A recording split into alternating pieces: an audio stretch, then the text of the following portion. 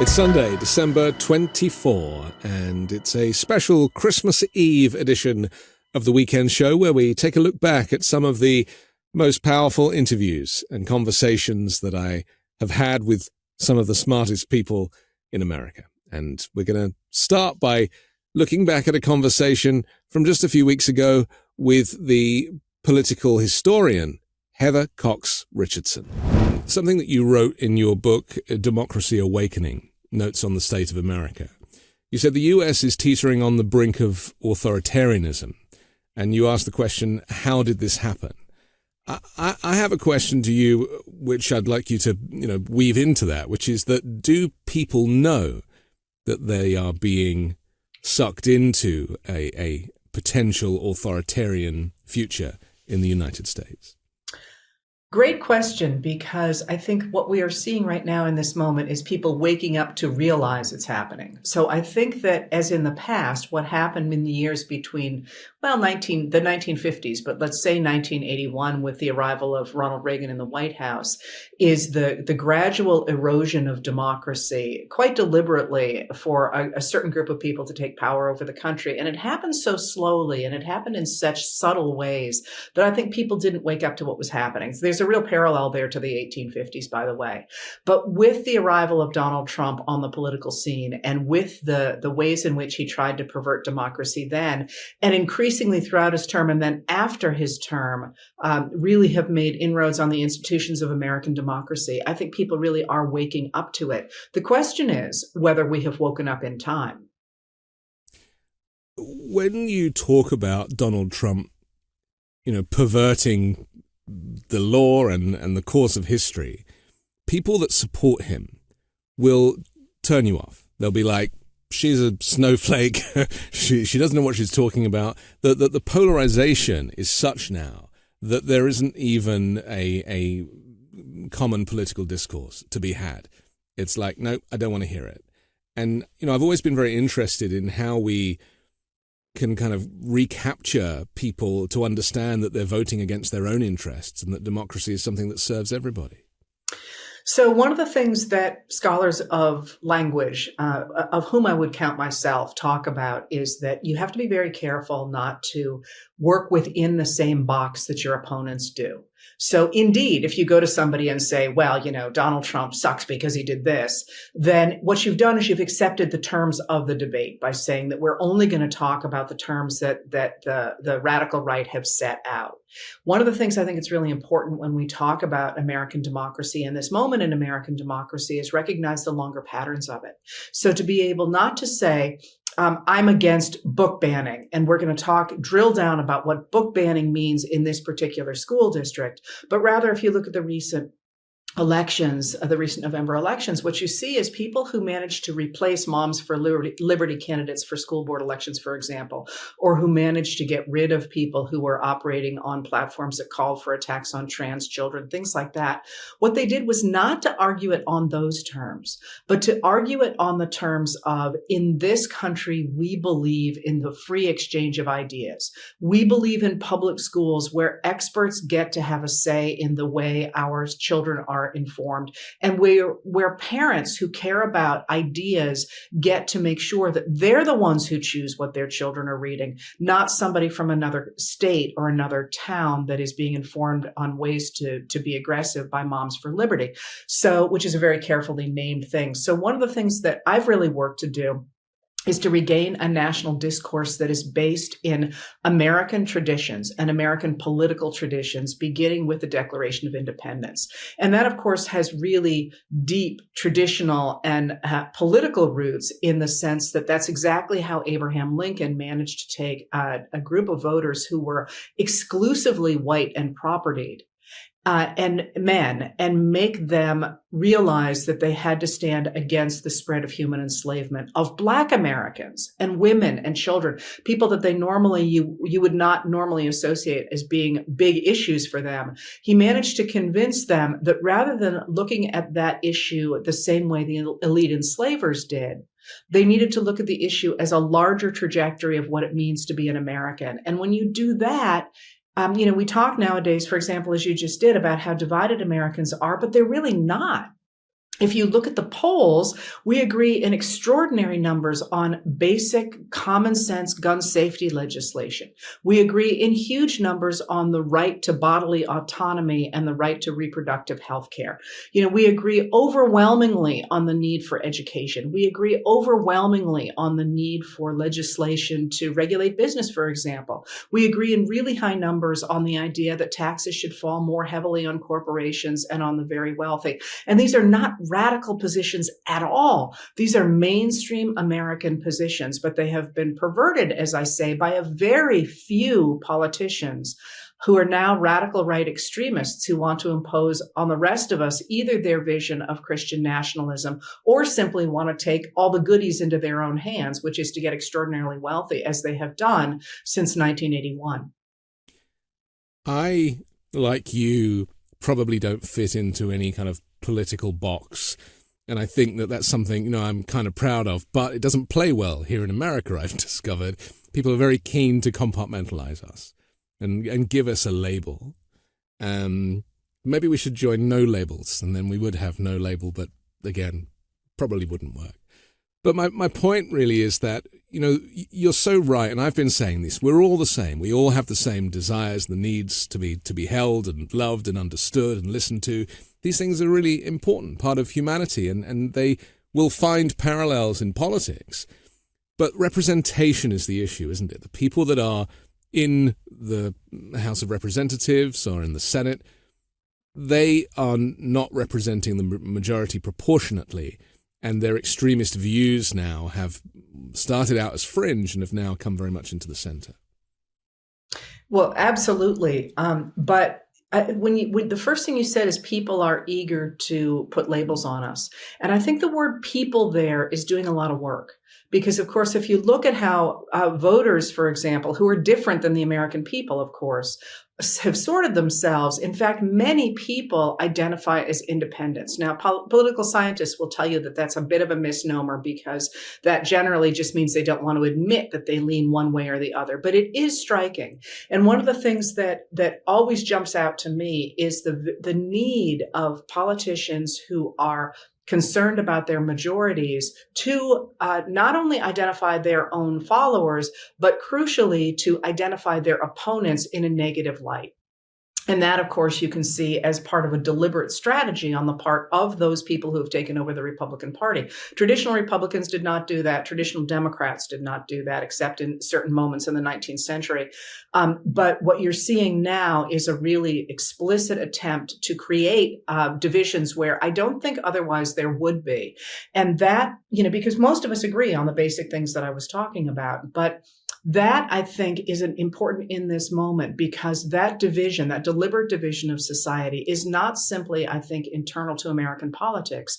It is, of course, part of a larger attempt to divide the American population, to divide the centrists in the United States, in the EU, in places around the world. And that is a really deliberate strategy of pitting the extremes against the middle. And by pitting the extremes against the middle, you can divide a society. And that's really clearly articulated in a lot of Russian political theory.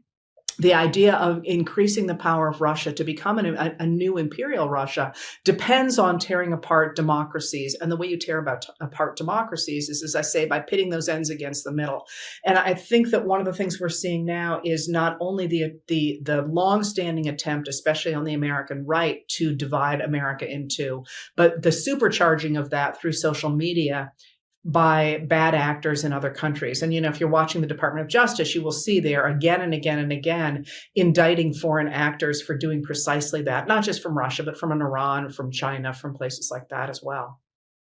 How much of this, because, we are required to do quite a lot of reading, quite a lot of mastication, understanding of this information. And this phrase, a low information voter, which is something that was kind of new to me when I moved to the US. It's like, what a night. It's a bit like calling immigrants illegals. I was like, it doesn't quite sit well with me. But I understand the premise, and that is that not everybody is well read, and not everybody understands the bigger picture and is able to make informed decisions. Partly because education is not so great in the US, public education, but also people don't have the time because they're too busy working multiple jobs to make a living. So, and some argue that that is on purpose, keep people stupid. So how does one communicate to the so-called low information voters? Because they are certainly convinced, and we'll get onto cults a little bit later, but they are certainly convinced that they know what they're talking about, that all their solutions can be dealt with by one man, and that really, anything other than those kind of talking points, those far right talking points, is not really up for debate.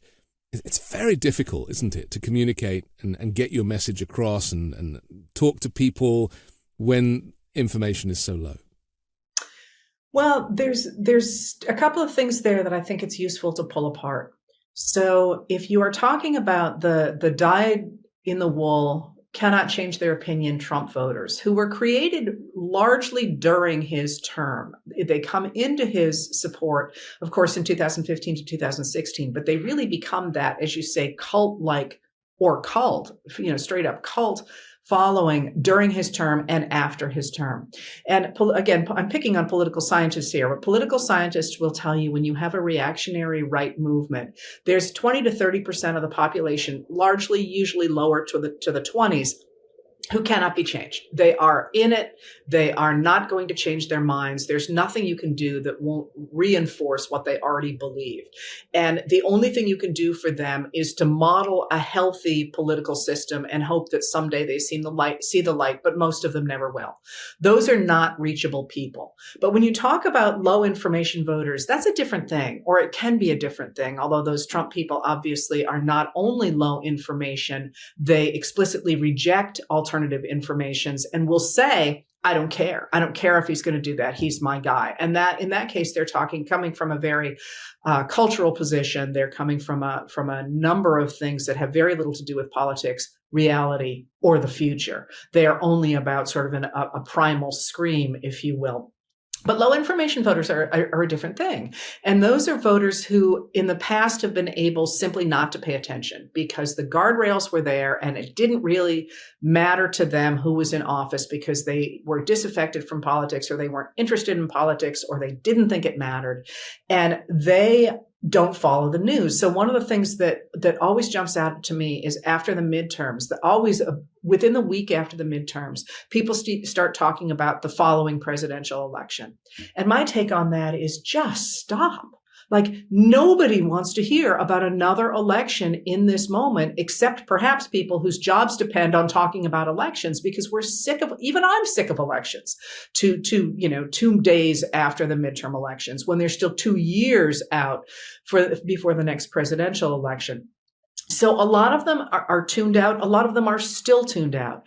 But one of the things that has happened really since January 6th, and well, during Trump's administration too, but since January 6th, and especially since the Dobbs versus Jackson women's health decision, is people who previously felt it didn't really particularly matter who was in office. They didn't care. Politics wasn't their thing. They recognize that it really matters now. And those voters are low information in the sense that they are waking up to what information is out there, but they're also low information in the sense that they don't really understand how the system works. And that's where I think people like you and me come in, is simply saying, hey, listen, we are looking at not being able to fund the government. This is what that means, and this is why it happens, and this is how it normally happens, but it's not happening that way right now. And actually providing information, because as you say, it's no sin that people don't understand how things work. If you asked me how to rebuild an engine, I couldn't begin to do it, although I could maybe find a spark plug, right? But simply informing people of how a system that they have not previously been tied into works is a crucial role, I think, for us going into 2024. And you can certainly see how it is paying off with the extraordinary levels of voter registration among young Americans and with the mobilization, especially of suburban women who, again, previously just weren't that engaged and now feel quite rightly that their lives depend on being engaged. And that, I think, is a major factor going forward into the next election. And we just saw a reaction to that in these special elections and kind of halfway elections where the Roe reversal basically has kind of infused its way. I think the effect of it, because, there's been a year or two that has passed so that people that need to access abortion have not been able to. And that information, that experience is being spread around communities. People are talking, and they're starting to feel physically the effects of not getting access to the care that they need, and having to cross state lines or get Gavin Newsom to have to pay to bring them to California, as is happening. Do you think how much is that abortion issue going to be the thing that kind of catapults Democrats to victory in 2024? Do you think, because now obviously the strategists are looking at what happened last week, and they're like, well, we need to make November all about this? It's huge.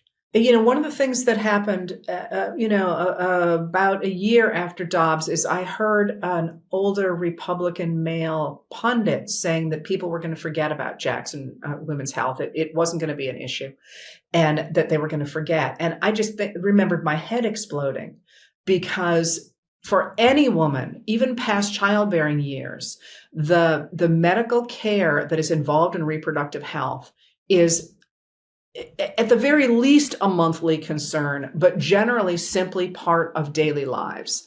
And that is obviously something that the men who are legislating on these issues don't understand. But the idea that women are suddenly going to go, yeah, we don't care, we're going to go ahead and let, the Christian nationalists decide about literally our lives.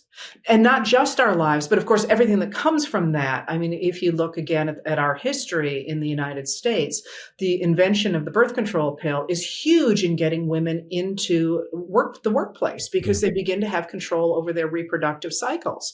And the idea that we're going to erase that at the same time that other democratic countries are expanding those rights, I'm speaking of being in bubbles. I think the ideas of the people who pushed that legislation and who are now trying to backpedal on it and try and make American women accept a smaller piece of a pie that they enjoyed as a constitutional right for 50 years is absolutely delusional. And that, I think, is, you can see in the elections we've had since Dobbs versus Jackson Women's Health, and the fact that Democrats have overperformed by 8 points in those elections. That's not because, suddenly people are waking up and saying, gee, I really care about tax policy. That's women and the men who support them, by the way. It's not just a women's issue. It's obviously a man's issue as well, saying, we cannot turn our basic rights over to a minority of the American people who adhere to an extreme version of Christian evangelicism. That's not what this country is all about. And so that then becomes, at the very visceral level, one about actual bodily autonomy. But then it very quickly becomes a question about who gets to make decisions in society. And do we, in fact, want to turn our government over to the Mike Johnsons of the world? And there you get into another issue. We are currently in a situation where we're looking at somebody who has never faced an opponent, who has very weird, at the very least, finances, and probably is doing something that the rest of us probably would not. I'm not suggesting necessarily that it's illegal, but it's a form of engaging with our financial system that most of us don't experience, has no experience at all putting together a big team of people to make the actual government work, and now has to fund the government. And at least as you and I were speaking, appears to have absolutely no plan. That idea of turning the finances of our government, the strongest government in the world, over to somebody who says his guide is the Bible, is going to bring home to people who think they don't care about Dobbs versus Jackson Women's Health just how dangerous it is to put a Christian nationalist, an extremist, into positions of power in this country. I think that's a powerful message. Do you think people understand the difference between moderate Christianity and Christian nationalism and the idea that Christianity can be weaponized?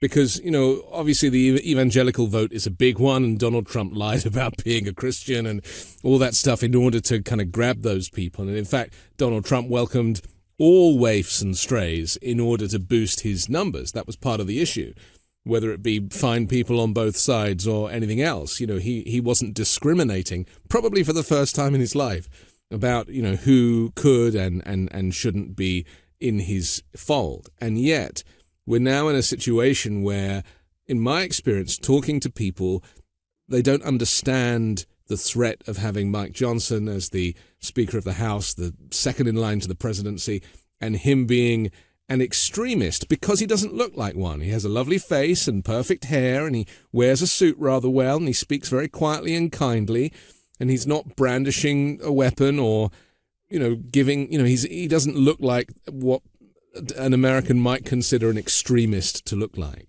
He doesn't have any tattoos, I presume. So just kind of respond to that. I love these questions because there was a generation speaking there that just in your last comment, of course, for our generation, tattoos had a certain meaning. For the next generation, tattoos have a very different meaning. So I suspect we're going to see more and more of our leaders with tattoos, and it will become more of an issue of extremism not to have them. But I am not a scholar of Christian demographics. So that's the first thing to say there. But that being said, I think you have your answer in the Ohio vote last week, where a significant proportion of Republicans crossed the line to support the idea of reproductive rights being enshrined in the Ohio Constitution. And one of the things that I would say, because I'm from a rural area and I used to be a waitress in the Bible Belt. And so I worked closely with evangelical Christians, and I have worked closely with Christians and I live with Christians, and I live around. I live in a very mixed area where there are Trump supporters through communists in my area. And what I would say is that when you are in at least a small town, there is a very clear difference between Christians and Christian Republicans and the evangelical extremists. And the distinctions that we may not see from people who don't identify as Christian, who are more highly educated, who are look at the Christians as a group, I think perhaps don't recognize the distinction that is there between people who are traditionally Republican because their parents were Republican, because they are part of a system in which being Republican is a mark of social identity, and those who are militant Christian extremists.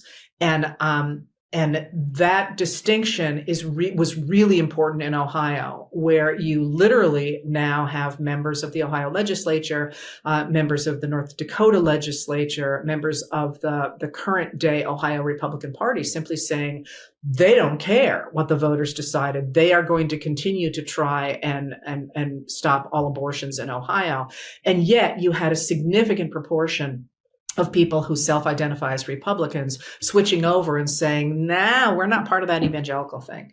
So I think that's actually something really, again, to remember, is that there is traditional Republicanism that in fact supports reproductive rights. Planned Parenthood was very famously supported by the Romney family. It was part of the idea that people should have control over their futures, control over their destinies, and a pushback at the time against the Catholic Church's concept of the idea that one accepted all the babies that one was given. And that traditional Republican idea is not that old. So I think it is possible, once again, to highlight that the majority of Americans sit in a pretty comfortable center here that is something different than the Mike Johnsons of the world, than the Jim Jordans of the world, than the extremists who are saying, if democracy doesn't give us what we want, we're going to overthrow democracy because our Bible and our God is more important to us than those basic tenets of what it means to be an American. Did you hear the clip of Mike Johnson saying that if we kept all the babies that were terminated, then we would be able to pay for Social Security and the cost of running the country? I mean, that thinking, not only does it lack any kind of intellectual basis, but it is presented in a way that seems like, again, because he's like a Trojan horse, that guy, isn't he? He really presents quite well. And unfortunately, we're at a stage now in the US where if you're wearing a suit and you say it in a moderate way, some people are going to believe you. Yeah, some people are. I'm very interested in the gender split in the way people perceive politics, which has been growing since 1980. That's the first time we see it. Women and men in the same demographic splitting, and women voting much more heavily for a Democratic candidate. Now, of course, that's on steroids. And one of the reasons for that is that women who have experience in the public sphere recognize that behavior. Not all of them, but I was just telling someone the other day. I remember when Donald Trump was looming over Hillary Clinton in the debates, and talking to a man about that, watching those debates, and him going, "Why is he doing that? Like, what's going on?" And there isn't a woman who watched that who's been in the workplace or anywhere else who didn't absolutely get that he was trying to intimidate her and enforce his dominance over her. So I would love to see that split. But you've touched on something that I think is really interesting. And I've been watching. I am not a Christian, and I am not a scholar of modern American religion. I'm actually quite good on the Puritans, if you'd like to talk about the Puritans. But from the beginning, from the first time that Trump got into office, you had a significant pushback of extremely religious people who recognized that the form of Christianity that he was embracing was antithetical to everything they believed in. Most notably, I'm going to get the title wrong, and I'm sorry. It was something like Mormon Women Against Trump. That actually may be what they were called. And one of the reasons I believe that Mitt Romney began to moderate his stance early on was because he was facing extraordinary pressure at home from Mormon women. And one of the things that I have been sort of interested in is which way the Christian community, not the far right evangelical Christian community, which is wedded to Donald Trump, would jump, but the Christian community, because the truth is, as you have Johnson saying outrageous things like that, or the many members of the House Oversight Committee or the House Judicial Committee going out on television and really clearly lying. I mean, really clearly, within the last week, there was one of them caught out for saying that he was absolutely going to enforce subpoenas against Hunter Biden and James Biden, the president's brother. And the news reporter said, well, why didn't you do the same against Steve Bannon? And he said, well, you didn't have to do that because, he wasn't in office. And the person said, well, Hunter Biden and James Biden aren't in office. And the person just sort of circled the drain on that. And because, of course, that is absolutely true. They're bending the system to try and go after people based on their own ideological beliefs. And the thing that interests me about that is I don't think that's a really good look for the Christian brand either. And if you look at the rate at which people are dropping away from a declared support for Christianity in this country, I am not a Christian, as I say, but if I were one and I were interested in spreading the word of my deity, I would be very concerned about being associated with those extremists who are openly lying, following what certainly looks to be a cult-like figure, acting in ways that certainly to those of us who don't share that religion look really like something we wouldn't want to be part of. And in this moment, it will be, you're starting to see organizations like the Mormon Women Against Trump, like some of the other Christian organizations splitting off and saying, that's not us. And you can see splits, for example, in the Southern Baptist community, where they are trying on the one hand to reject the extreme radicalism, which, by the way, Mike Johnson was part of, and trying to bring the Southern Baptists back into a much more mainstream position, which they left in the 1970s. So it's not really part of what you and I are supposed to be talking about. But in terms of looking forward to politics, there is movement in communities other than the ones that we are looking at just as political communities, as there always is in a time of extraordinary social upheaval. Did you know that your temperature at night can have one of the greatest impacts on your sleep quality? If you wake up too hot or too cold, I highly recommend you check out Miracle Made's bed sheets. Inspired by NASA, Miracle Made uses silver-infused fabrics and makes temperature-regulating bedding so you can sleep at the perfect temperature all night long. Using silver-infused fabrics originally inspired by NASA, Miracle Made sheets are thermoregulating and designed to keep you at the perfect temperature all night long, so you get a better sleep every night. These sheets are infused with silver that prevent up to 99.7% of bacterial growth, leaving them to stay cleaner and fresher 3 times longer than other sheets. No more gross odors. Miracle sheets are luxuriously comfortable without the high price tag of other luxury brands and feel as nice, if not nicer, than bed sheets used by some 5-star hotels. Stop sleeping on bacteria. Bacteria can clog your pores, causing outbreaks and acne. Sleep clean with Miracle. Go to trymiracle.com/weekend to try Miracle Made sheets today. And whether you're buying them for yourself or as a gift for a loved one, if you order today, you can save over 40%. And if you use our promo code WEEKEND at checkout, you'll get 3 free towels and save an extra 20%. Miracle is so confident in their product, it's backed with a 30-day money-back guarantee. So if you aren't 100% satisfied, you'll get a full refund. Upgrade your sleep with Miracle Made. Go to trymiracle.com/weekend and use the code WEEKEND to claim your free 3-piece towel set and save over 40% off. That's trymiracle.com/weekend to treat yourself. Thank you, Miracle Made, for sponsoring this episode. If someone would have told me that there are science-backed ingredients that could help me feel 15 years younger in a matter of months, I wouldn't have believed it. Then I tried Qualia Senolytic. As we age, everyone accumulates senescent cells in their bodies. Senescent cells cause symptoms of aging, such as aches and pains, slow workout recoveries, sluggish mental and physical energy associated with that middle-age feeling. Also known as zombie cells, they are old and worn out and not serving a useful function for our health anymore, but they are taking up space and nutrients from our healthy cells. Much like pruning the yellowing off dead leaves of a plant, Qualia Senolytic removes those worn-out senescent cells to allow for the rest of them to thrive in the body. It takes just 2 days a month. The formula is non-GMO, vegan, gluten-free, and the ingredients are meant to complement one another, factoring in the combined effect of all ingredients together. It has a 100-day money-back guarantee, and since taking Qualia Senolytic, I have higher energy levels, I feel 15 years younger, and feel more productive and enthusiastic in life, not to mention less aches and pains. Resist aging at the cellular level. Try Qualia Senolytic. Go to neurohacker.com/weekend for up to $100 off and use code WEEKEND at checkout for an additional 15% off. That's neurohacker.com/weekend for an extra 15% off your purchase. Thanks to Neurohacker for sponsoring today's video. Comedian and star of The President Show, Anthony Atamanuik, joined us to discuss Donald Trump's psychopathy and his threat of retribution in 2024.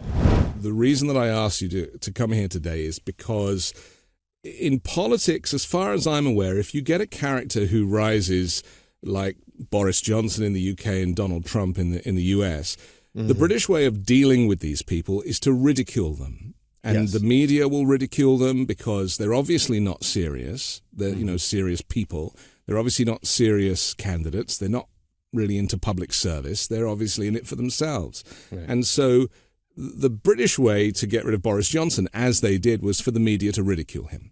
Right. And so he is now not the prime minister.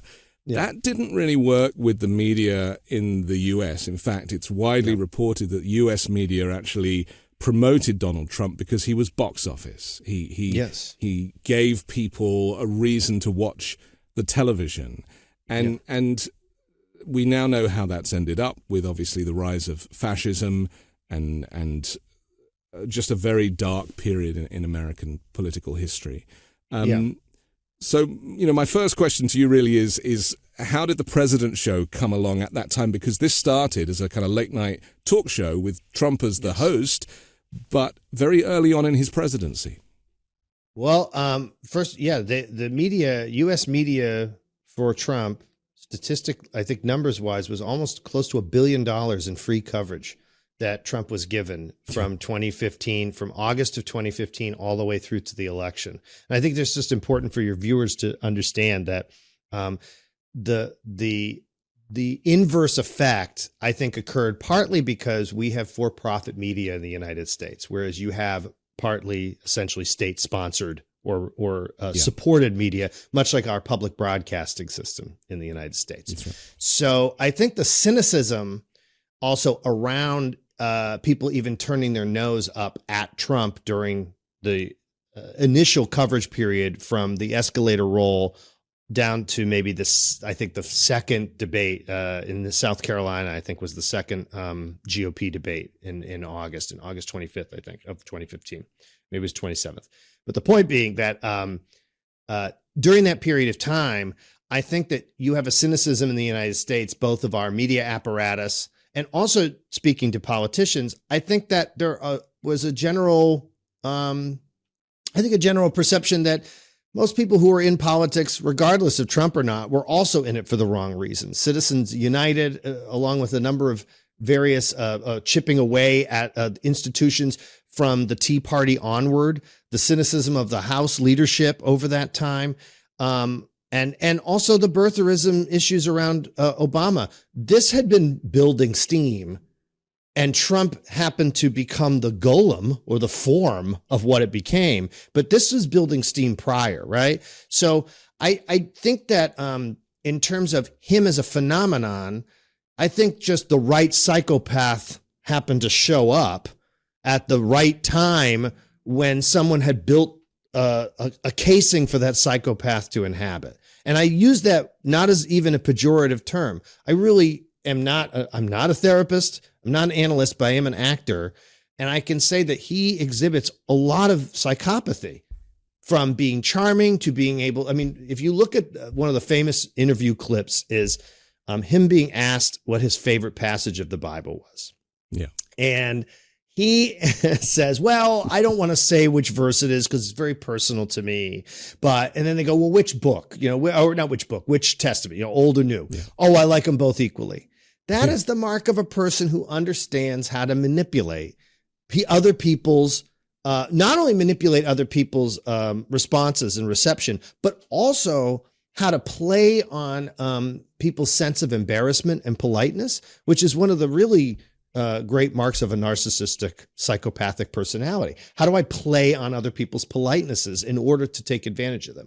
So that being said, I started, I've been a comic actor and performer for a long time. And I, would sort of do these boot camp shows where every Tuesday I would just do a different character. And it was a lot of social commentary mixed in with the whatever material I did. Long and the short, I think I improvised Trump in a show at a flagship show at UCB called ASCAT. Someone said, oh, that Trump was funny.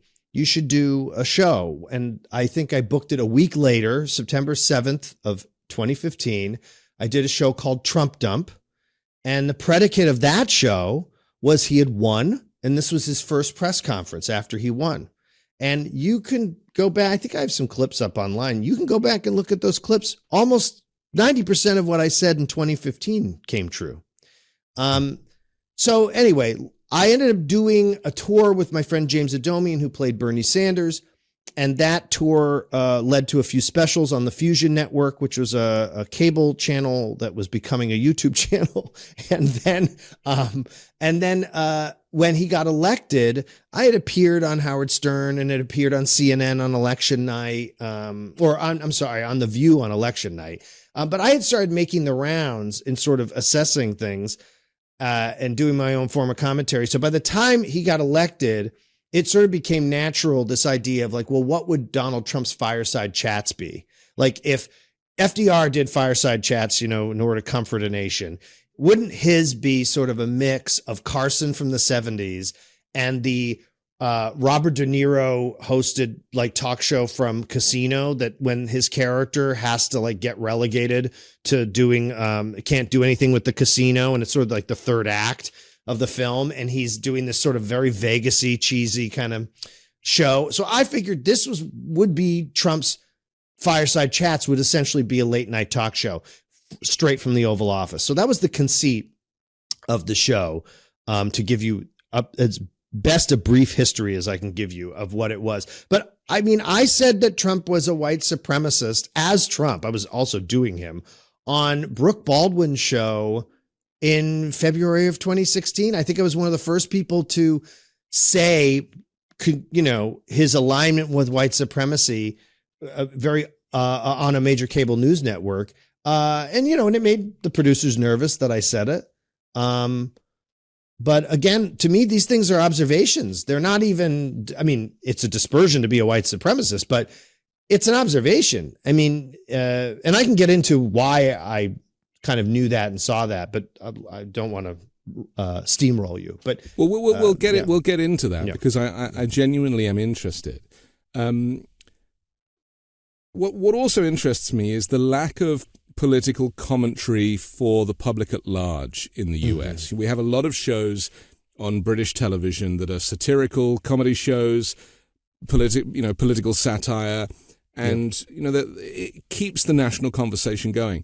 And it occurred to me that really if you don't watch the news, and a lot of people don't watch the news, then really the only interaction you have with what might be going on is with the late night talk show hosts when they do their monologue. And the monologue invariably, whether it be, obviously Jimmy Fallon does a little less politics than some of the others, but ultimately that is really, for a lot of people, a way to get their dose of what's been going on in the political world. And it is rather tragic that somebody who has come to represent, the far right and the extreme nature of politics in fascism, it had only really been communicated to the public that these things were happening because of the late night talk show host. And that's why I thought your show, The President Show, was so genius, because to humiliate Donald Trump and to send him up is to give him a late night talk show, which his ego is perfect for. Yes. To set it in the Oval Office where the Resolute desk is the desk that every late night talk show host has, and to have guests on and to have Bernie Sanders as a sidekick. To me, it was genius. And I know it ran for 20 episodes on Comedy Central. Yeah. So with that gift, did you feel while you were making that show that you had a social responsibility to expose him for who he really was? Yeah, I would argue that you could look at our series as a book, as an apocryphal book, or a Nostradamus-like roadmap for what ended up being the next 4 years from that point on. Yeah. And just a one correction, that it was actually Mike Pence was the sidekick. Yeah, yes. Played by my showrunner Pete Gross, the great Pete Gross. We not only saw it as a responsibility, but my background was I was a poli-sci minor at Emerson College. I was always very interested in politics, and probably really was in some way latently more interested in commentariat and news. It's, in some way, but just, knew I didn't have the gravitas to pull it off. So I did comedy instead. But I've always, I've been going to primaries in New Hampshire since the late 90s. Like I love politics.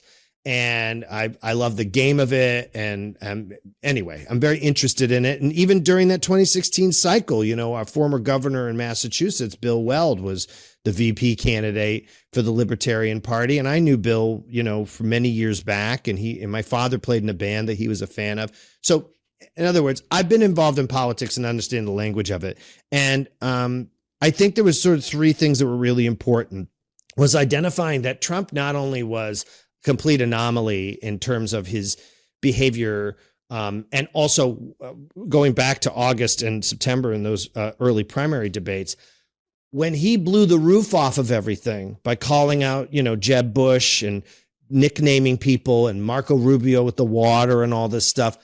These things, which were funny and entertaining. And at the time, I think if you were a Democrat, or especially if you were a mainstream left-leaning member of the commentariat, you sort of enjoyed watching Trump blow apart this field of these sort of empty suits that were delivering the same BS, right? The only problem is that the Democrats have the same group of people. It's not like we don't have our own empty suits, right? If I'm aligning that way, right?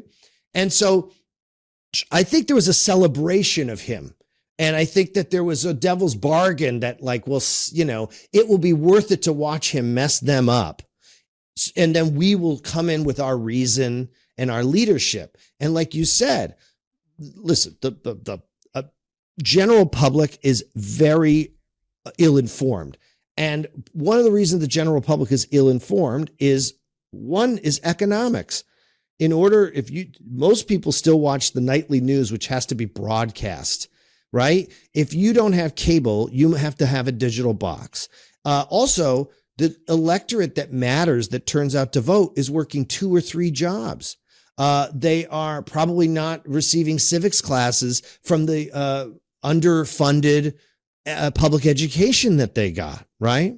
So you have also a population that is Black, white, Latinx, every stripe that you can imagine, that are exploited and overworked and underinformed. Okay.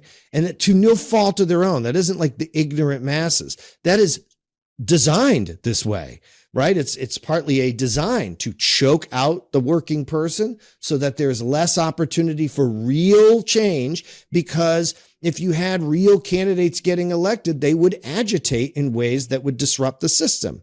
Trump just happened to be the absolutely wrong agitator, right, at the right time. And,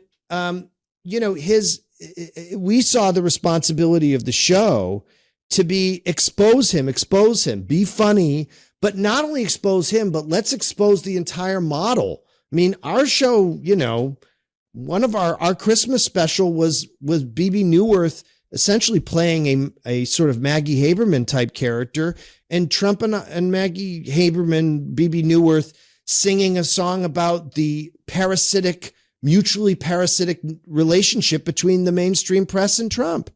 Yeah. For all the, and we're still doing it. I mean, we're still the trial. The only difference now is that the media was so shamed by covering Trump. In other words, Trump was so egregious post-COVID that that it was harder to go, let's show his entire rally, right? As they used to do. CNN used to show an hour and a half. They used to literally talk like a football game. You'd have the half hour prior where all the talking heads. So everybody made a lot of money off of him. A lot of the things he says about those things are true. The media made a lot of money. A lot of people celebrated him. But the other truth about Trump is that I think anybody who knows, and you know, probably coming from UK, and I know coming from New England, that there is still a form of a caste system of who actually gets to be in politics, who actually gets to be the real landowners in the city, right? And you have to have a certain background, and you're probably not even Catholic, you're probably not, it's like there is a real rigid, strict zone that you can be in to really be in charge in this country. Well, look how the squad has been ridiculed, exactly. Ilhan Omar and people that are seeking to, they really care, like they genuinely are there for the right reasons.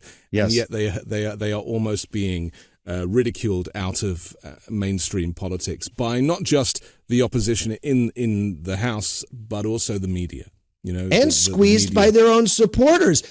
Right. Squeezed by the DSA because now they're not living up to the radical change that they want. In other words, you cannot win because what Trump ushered in that was more destructive than anything was the era of true extremity that was celebrated and not marginalized. And the argument I would make is that back in my day, you had, I don't know who your guy was, maybe it was Enoch Powell or whatever, that you had the guy at the card table for Lyndon LaRouche in Harvard Square or whatever, and he had pamphlets and he was sort of screaming about stuff, and you could sort of marginalize it. Or Morton Downey Jr. on New Jersey television that was broadcast on UHF channels in the 80s, right? You had this sort of margin, right? Weekly World News. It was the fringe. It was the fringe of politics. It wasn't at the very heart. And compare that to the new Speaker of the House, who is a far right Christian nationalist. Yes, and within his first week, Mike Johnson, we're talking about, he has already, using leverage and taking this kind of religious belief to direct his. I mean, he refused to meet with some Ukrainian religious leaders the other day. Yes. I mean, this is an example of how the pox of extremism can infiltrate an entire political system very, very quickly. Yes, because it's only been 6-7 years since this all kicked off. It's always been around Tea Party and obviously down back to the KKK, but it's never really been at the very center of American politics in this way. So I just want to ask you about mental health, because this is something that the media and politics won't go to. You know, the very powerful documentary that was called Unfit, the psychology of Donald Trump, which was on Netflix and Prime and various streaming services. It had a whole bunch of psychologists, psychiatrists, psychotherapists analyzing Donald Trump. And the argument that a few people have made, oh, well, how can you analyze him if you've never done a session with him? It's just garbage, because this is the most photographed man on the planet, right? So there's enough material for them to do this. And Bandy Lee, who's been on this show a few times, is the psychiatrist who really has put out this duty to warn, the fact that the malignant narcissism is the cause of all of this destruction. Yes. But the media won't talk about his mental health. And the other politicians won't go there either. Right. So it's left to comedians, and it's left to commentators, and it's left to people who really don't have that much skin in the game to do. So when you approached Donald Trump, how much of his mental health did you feel you had to tackle and be aware of? It was actually...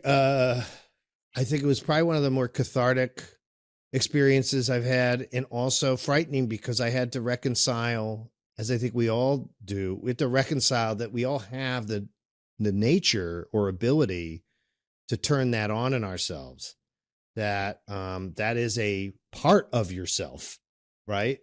It happens to be the part that governs him. I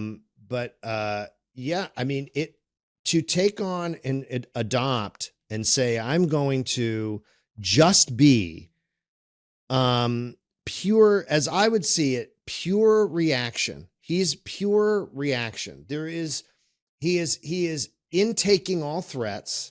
And I think this probably comes from, because with two things, we had a psychologist on our show. We did a fake therapy session with Trump as one of our bits on the show. And I wish I could look it up, because the guy he had written a book. I should have remembered this, but I didn't prepare for this part. He wrote a book about the psychology of Trump, and he did an analysis, and it was sort of the same conversation, what's the ethical responsibility of analyzing someone? There's sort of two things. One, he expresses violence at a very early age. He is 5 or 6, and he is braining a kid with a rock. He used to take girls he would sit behind in class, and he would pull their ponytails and pull them down out of their chair. Okay. And these are from his childhood friends. I've spoken to them in segments on the show. He used to eat oranges through the rind as part of a ritual before they would play some sort of sport. But his mother, would have these nervous breakdowns, and she would sort of have these mental breakdowns, and his father was deeply abusive. So this is not, empathy is not sympathy, and empathy is not endorsement. But this was a person who probably grew up damaged, was born with some damage, watched his mother lose her mind. She would go into the bedroom and just lie there and not talk to anyone for days. Then she would have screaming fits. She would go wander down to the Key Foods and yell out in front of the Key Foods. And if she saw people of color, say that they were trying to mug her or attack her. Okay. So she was completely off her rocker. And Fred was abusive. And also, I think disappoint how he always talks about his older brother who died, who passed away from alcoholism. Yeah. So, he was, I think, a huge trauma when he passed away. That's Mary's father.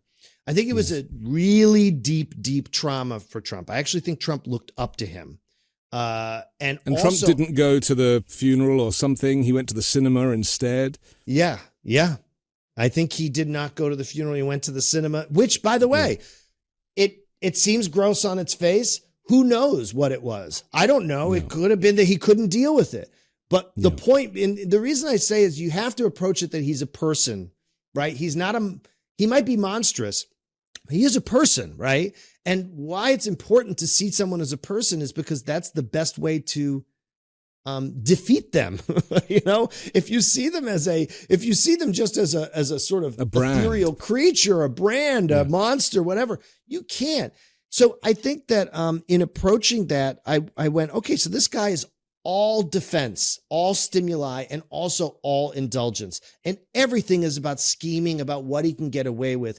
And I think he really does believe this. I think if he believes that if you believe in the reality that you want to, it's almost very sort of new age. I think he really believes in creating your own reality. And I think that's worked for him for quite a long time. I think his understanding of gaming the system of you want to build a building, and then don't pay the workers, let them sue you, and then let the courts do the work. And then you will pay 50% of the price. You'll pay the lawyers. You end up saving money, and you delay everybody, and you delay paying everybody, right? It's like what he's being charged with now, the hyperinflating of the value of his properties. This is an extension. Where is the line between bullshitting the way you bullshit in a bar, right? Where's the line between trying to pick up a lady in a bar and BSing a little bit, right? To pick her up. Okay. Just as an example of weird machismo. And lying about your building or lying about how many floors it has, or does it really do any harm to make value? And is his argument, his argument is wrong and right. The banks made money. And why I think what he does. Well, he said there was no victim. Kept saying there's no victim. If anyone is the victim, it's me. Yes, of course. And that's always going to be the case. But right. I think the one truth he does expose, and I think it's important to see those truths because it prepares us for the next version of him, which is going to be better, slicker, less gross, less weird, and is going to be more dangerous. Yeah. People think it's going to stop with him. He is just an avatar of something awful that is now in the world, that's always been in the world, but it's been resuscitated because of the new level of media exposure and our ability to see ourselves.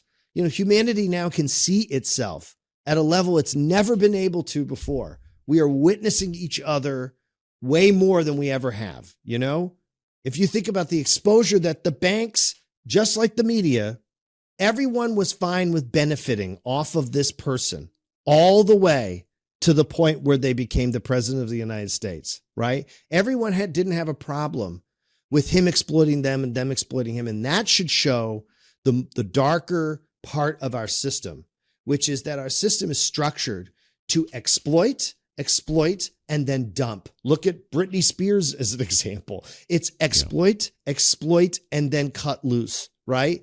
But when you get the wrong person, and I think you got the wrong person with Trump, the exploitee became the exploiter. And so I think that at a certain point, he went, oh, you think I'm the sideshow? I'm the main event. And now look what I'm going to do. I'm going to show you, by the way, as we've learned, the United States government can run rudderless and without direction for 4 years without any leadership. That's wild. That's not good. I thought about that a lot, and I'm very pleased that you mention it because it's something that it's a lesson to us all, really, that this figurehead can either do a lot of good with that much power, or they can be completely benign, make it all about them, and in the process, just forget that they have a job to do. Because, I'm of the opinion that he didn't really work during those 4 years. He made a lot of noise, but he never really went to work. A couple of weeks ago, I was joined by Tom Bonier, who is a professional pollster, and he discussed the presidential polling leading into the 2024 race and why we shouldn't always believe everything that we read in the polls. So polling is one of those kind of fascinating conversations, isn't it? Because there's a line that often goes with it, which is never believe the polls, which I find kind of interesting. And we certainly saw in the last, well, certainly in the midterms that and in fact, you correctly predicted that there would not be the red wave that people were talking about. And so this is an issue, isn't it? That time and time again, whilst we have a feeling about what direction America might be going, the polls tend not to line up with that. And then when the election comes, we're often surprised as well. So considering that it's currently Joe Biden versus Donald Trump for November 2024, Joe Biden is polling around 37% approval, despite huge successes in the economy and everything else. What's missing here? What am I missing? What we're all missing, perhaps, as you said, the polling is at a point where, and I'm not one of these people who says you should ignore the polls or throw all the polls out. I think the polls are very useful data points. I think in general, we're just using them for the wrong thing. You know, people will look at the polls and say who's winning or who's losing. No votes have been cast yet. And so when you talk about the presidential approval rating, you have seen this decoupling that has happened. And by the way, it's not new with President Biden. It's something that we saw happen under Trump, where you see a bit of a bump early on. Trump didn't really get that much of an approval bump. He got something after he got elected. Biden got a pretty substantial one that lasted about half a year. But in this era of hyperpolarization, what you're seeing is basically everyone then goes back to their camps pretty quickly. And you see this hyperpolarized result in the favorability and the approval ratings, where Democrats still, in general, feel pretty good about President Biden. Republicans, none of them are going to give him any credit for anything whatsoever. And then independents at this point, and I think this shows one of the challenges in front of the Biden campaign, independents are looking a little bit more like Republicans when you look at the favorability and approval ratings, largely because they're just not checked into this presidential race, which I don't blame them. That's probably the healthy thing to do at this point, still, 11 months out from the campaign. But you mentioned the economic data, and it's right. You know, what we saw over this past week with good economic data released, this isn't the first time week over week over week we're seeing stronger economic data coming out. But President Biden's favorability numbers have been going down. It certainly doesn't help that there are two wars going on at the moment. And when you look at what's happening, or really what's not happening in Washington, people aren't seeing politicians in Washington getting things done. And the president is going to bear the brunt of that with those who generally aren't paying a lot of attention, fair or unfair. Just explain to people how the polling is done. When we talk about 37% approval rating, what does that mean? Because, some of these polls might be 1,000 people being phoned on an old-fashioned telephone, a landline phone, but others are a little bit more advanced with technology. Just explain what we're dealing with. There's such a wide range of quality and different approaches when it comes to political polling these days and public opinion polling.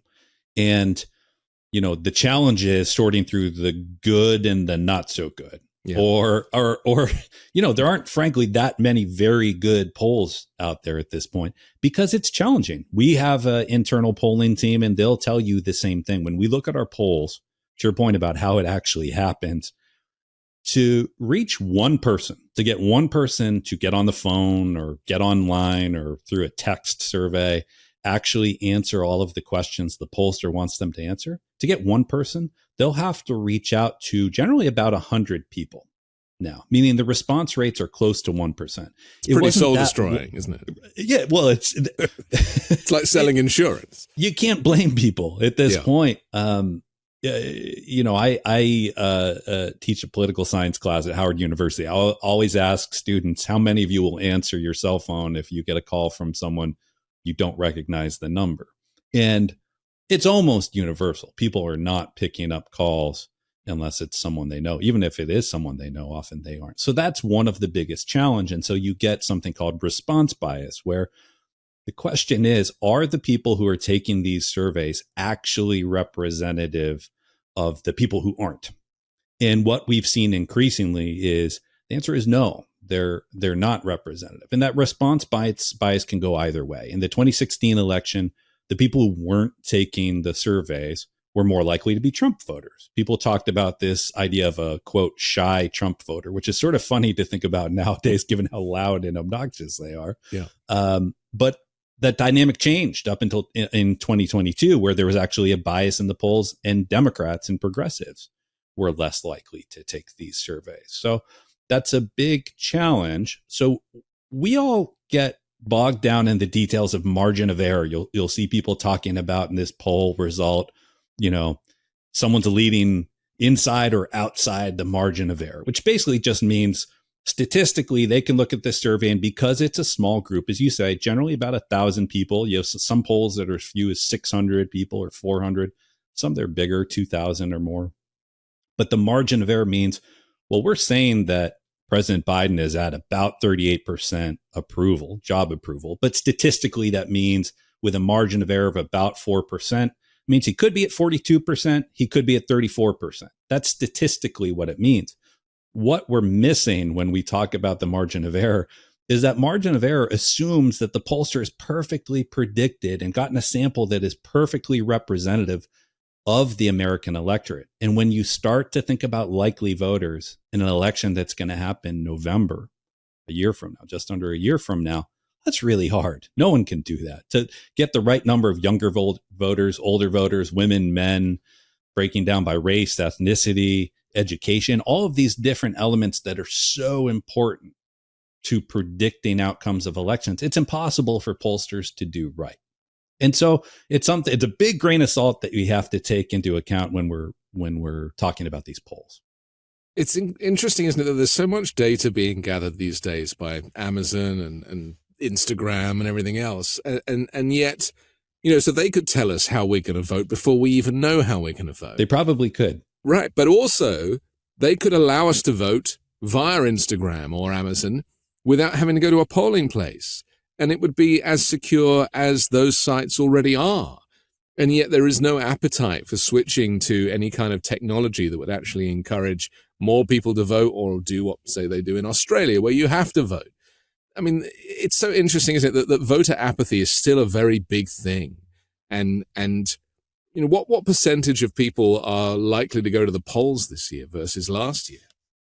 Well, it's interesting because, to your point, in 2020, and the pandemic happened, and there was this question of how do we conduct an election safely during a pandemic when, in general, most of Americans had no choice but to go into a polling place. And I think the election workers and the election officials in most states deserve a lot of credit because they pivoted in very short time and they made voting more accessible. It was the greatest acceleration in voting access that this country has seen in quite some time, if not ever. And what that resulted in is over 160 million people voting. Far more people voted in that election than have ever voted in any American election.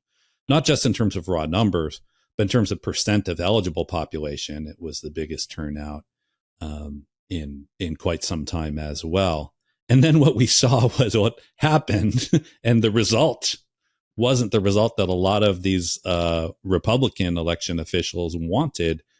And so in a lot of these states, they actually rolled back and made it harder to vote. And so you're talking about things that are proven to work in terms of online voting and making voting more accessible in general.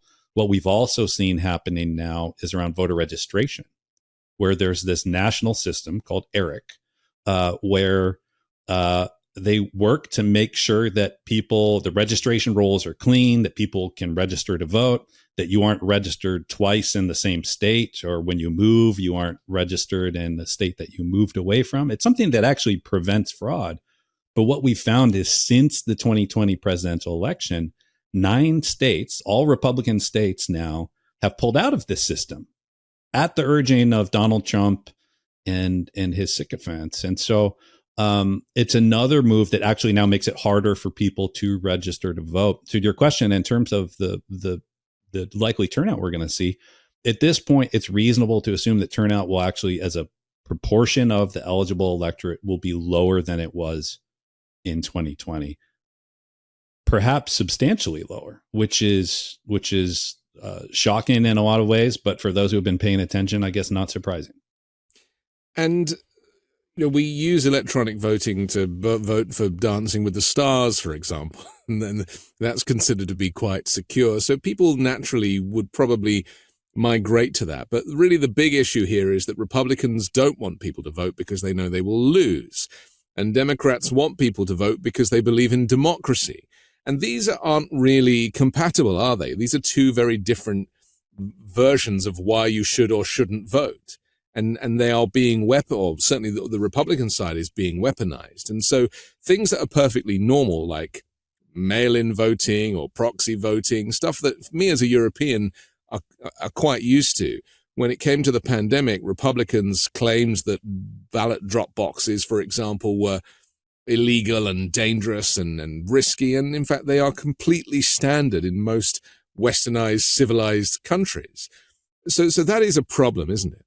It is. And I think it's worth digging into a little bit deeper because, again, when you think of the 2020 example, there was something that jumped out to me. It was about a week before Election Day. And as I was going through the early voting data, because we know because of that mail balloting in so many states that allowed people to vote by mail, it was the largest proportion of the electorate, people actually voting by mail. And what I saw in the early voting data, because what we can see is actually detail on who has voted. To be clear, we don't know for whom. We don't know, it's a secret ballot, obviously. But we can see this individual on our file has cast a ballot.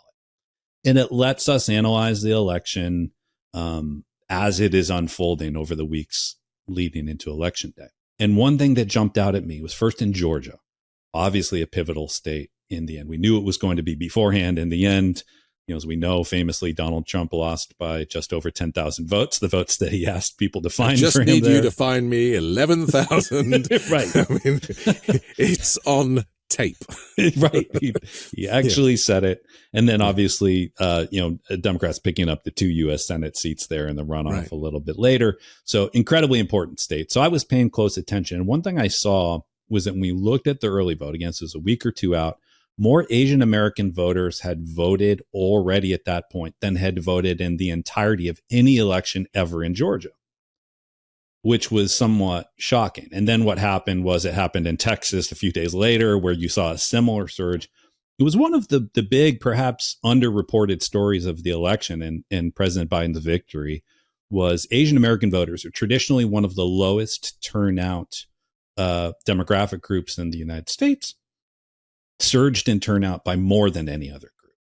And so I spent a lot of time after the election talking to Asian American organizers, organizing groups, participating in panels, and really just hearing about the work they were doing. And the most common thread I heard was this sense, a lot of them as first and second generation immigrants, of opaqueness around the voting process in terms of going into a polling place, oftentimes when the ballot wouldn't be in the language you speak, and just, concerns about what it was like in the country that they came from and thinking this system is not for us.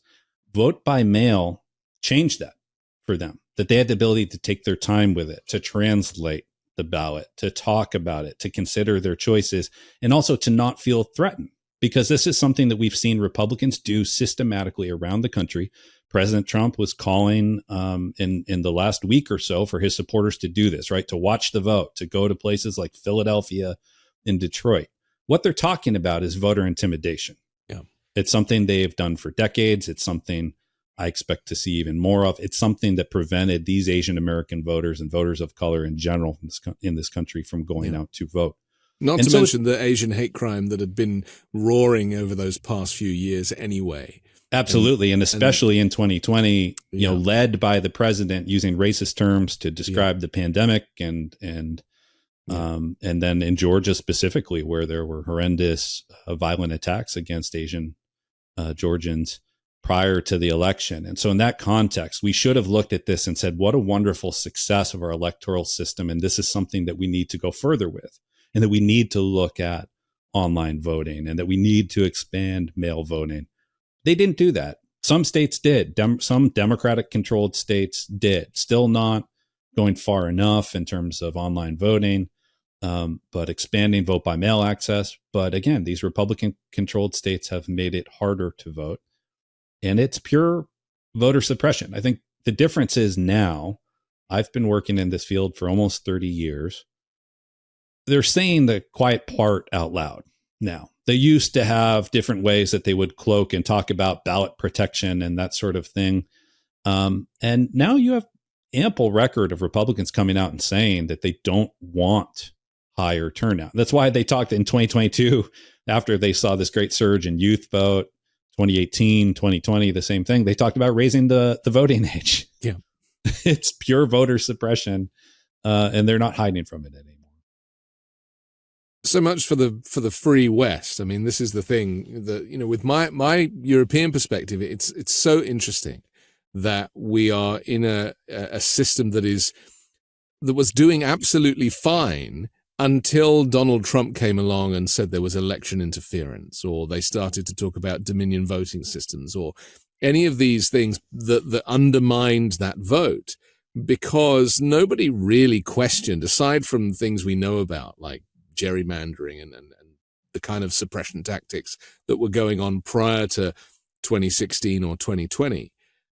Actually, the American voting system was held up around the world as being one of the great ones. Yeah, that's right. Well, when President Trump was already predicting fraud prior to the election, it should have been the signal in terms of... Well, he said, if I don't win, that's right, it must be fraud. That's right. It was a binary choice. It was a choose your own adventure. If he wins, it was a perfectly executed election. If he doesn't, it's obviously due to fraud. Right. And so it's no secret. It's not a secret tactic in terms of what they're employing. What we did see, obviously, and I think everyone is likely aware of this, but it's worth repeating, in terms of the election and any potential fraud, very limited instances of fraud. We're talking about those that you could count on one hand, maybe two hands, and almost entirely, if not entirely, I only leave that open because I'm not aware of any. All of the cases that I'm aware of where people have been caught and prosecuted were people who were Republicans who were trying to vote multiple times for Donald Trump. Which is the irony of the whole system, isn't it? That actually the people that are claiming there's fraud are the ones committing the fraud. And you could argue that even Trump using this rhetoric is fraud in itself, isn't it? Absolutely. Yeah. Well, and I think the other irony here is when you look at vote by mail itself, it was something that actually Republicans employed very effectively to their benefit in campaigns going back decades, especially in key states like Florida and Arizona, where it was generally used by older voters. And as a Democratic strategist, I will tell you the number of times where we would look at these campaigns where we could win on election day, but we would get beat by the Republican effort in successfully turning their voters out by mail. And that flipped almost overnight, thanks to Donald Trump, who just made up his mind before election day, where he told his followers that voting by mail is fraud. And what you saw was in places like Pennsylvania, where 70% of the vote by mail went to Democrats, 70%. And sure, Republicans turned out more of their voters on election day. It was almost enough to win. But from a tactical advantage perspective, for Democrats to be able to get your voters and turn them out a week, 2 weeks, even 3 weeks before election day, where, as I said, we have the lists now we can look at and say, well, this individual who was someone who was on our target list, there was someone we were going to send mail to, we were going to knock on their door, we were going to call them, we were going to text them, we were going to serve them digital ads. These are all expensive, time-consuming elements of a campaign.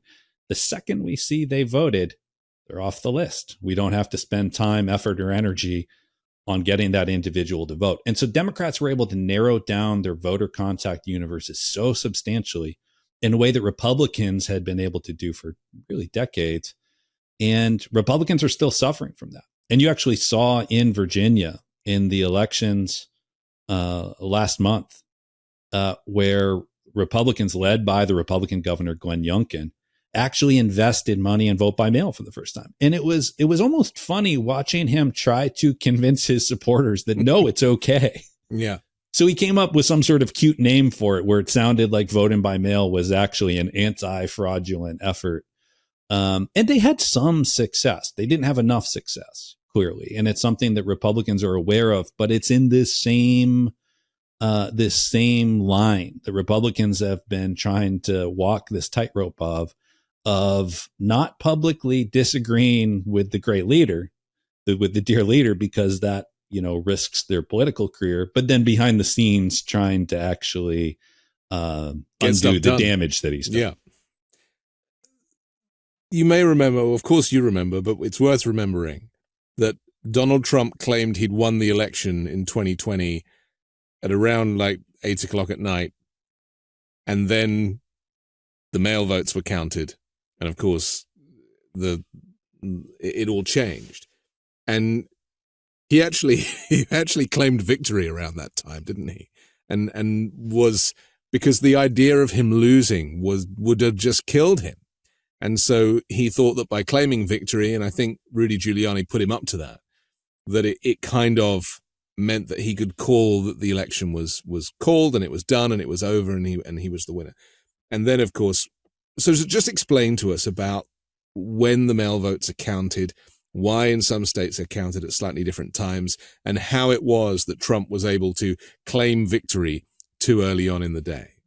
Well, the mail votes by nature just take longer to count. Part of the reason is because a lot of states, they will allow a mail vote to count as long as it was postmarked by election day, meaning you could drop it off and the election officials won't even receive the mail ballot until a few days after the election. That said, they do receive the overwhelming majority of mail ballots before election day. And this was actually a big battle that didn't get a lot of attention in the lead up to the election, but it's important because I think it'll still be a factor in it'll happen again. Elections. It will happen again. Yeah. There are many states where the election officials asked for the ability, for the right. They needed a judgment from the state to allow them to count the ballots before election day. So they could count the ones that come in. They wouldn't release the counts. They wouldn't do anything. They would just count them to be able to take their time. So it wouldn't be something where you have what we saw where people are working through the night, through the next day. People are out protesting, accusing them of fraud because of, this person came in with some sort of bag or whatever, these bizarre theories. Yeah. Ballot stuffing, I think. That's right. One of it, didn't they? They asked for the right, and some states allowed them to do that. And those are the states that actually counted and released the mail ballot results, at least 90% plus of them, very quickly. In some cases, even before the election day results. That's how it could be and should be everywhere in this country. In most places, in those places where Republicans had a say in the matter, they disallowed that. They wanted the count to take a long time. They knew that they would lose those votes. And so it was a strategy to claim victory before those votes were counted. Because what we knew, like I said, in Pennsylvania, over 70% of the mail ballots were from Democrats and for President Biden. They knew that if the election day votes were counted first, it would show Donald Trump with a lead. They could declare victory.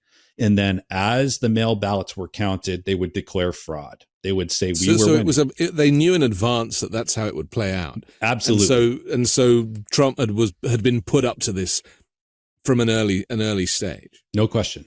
Right. It wasn't just his insecurity on the night. It was probably both, a bit of both insecurity and an actual scheme, which can describe a lot of things about Trump. Catch up with all episodes of The Weekend Show. There's almost 100 of them now. Last week, Jennifer Machia joined us, and I highly recommend that one. Don't forget to support me and independent journalism at patreon.com/5Minute News.